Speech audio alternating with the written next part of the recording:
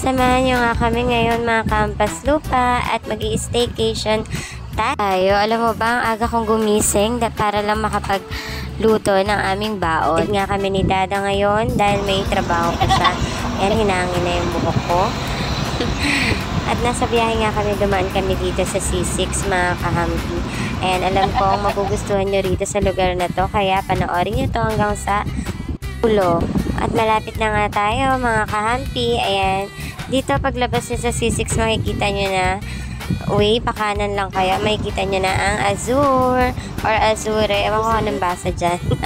Yan, pumasok na kami sa loob at hinahanap na namin yung building. Ayan, nandito na rin kami sa lobby at nag-inquire at pinababa na rin yung agent na mag-a-assist sa amin. Ayan, pag-akit namin sa 17th floor, ayan, pagbukas ng elevator, ay ito na agad ang bungad na agad ang aming room. Ayan, nagpa-check nga agad ang aking anak ng PSP dahil napakamahal talaga ng gusto niya. Kaya, dito na lang ang kinuha ko, mga kahampi. At least makakapaglaro pa siya ng PSP. Inaayos na nila ni ate yung paglalaroan niya ng kumain nga muna ang birthday boy dahil nagugutom na nga po siya.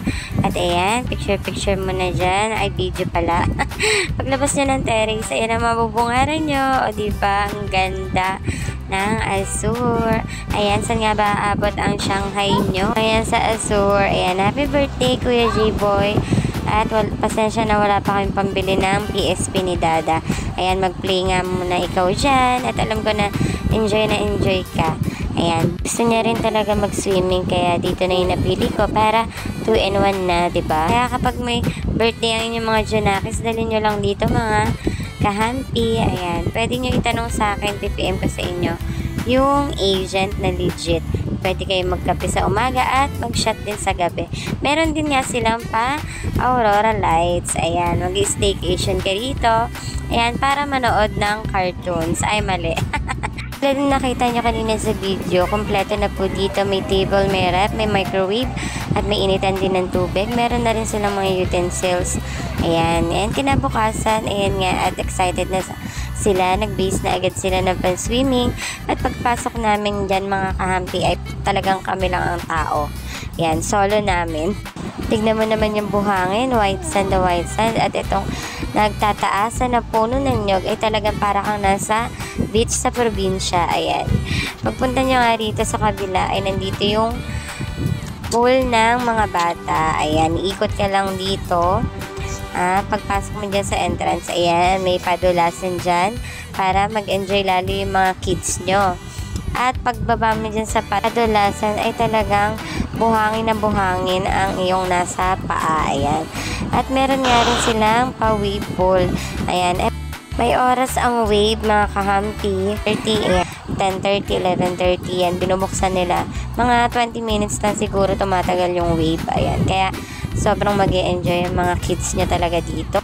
Kailangan nyo muna ng agent na legit para makapag-schedule kayo ng inyong staycation kasi bawal ang walk-in dito mga kahampi. Ayan. Ito lang yan, malapit sa SM Bikutan, Taguig. Ayan. Kung taga Rizal kayo, ang daan nyo ay C6. Paglabas nyo ay malapit na nga. Ayan, pauwi na nga kami mga kahampi. Nag-family picture muna kami at syempre, may mga picture din ako dyan. O, diba? Ang ganda ng view. At talaga naman, bigay mo na talaga ang ikalaligaya ng mga anak mo.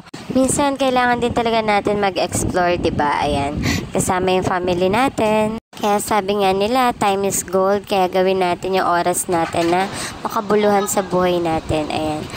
23 hours din ang stay nyo rito, mga kahampi. 2 PM ang in and out kayo ng kinabukasan ng 12 o'clock ng tanghali. Talagang sulit na sulit ang staycation nyo rito.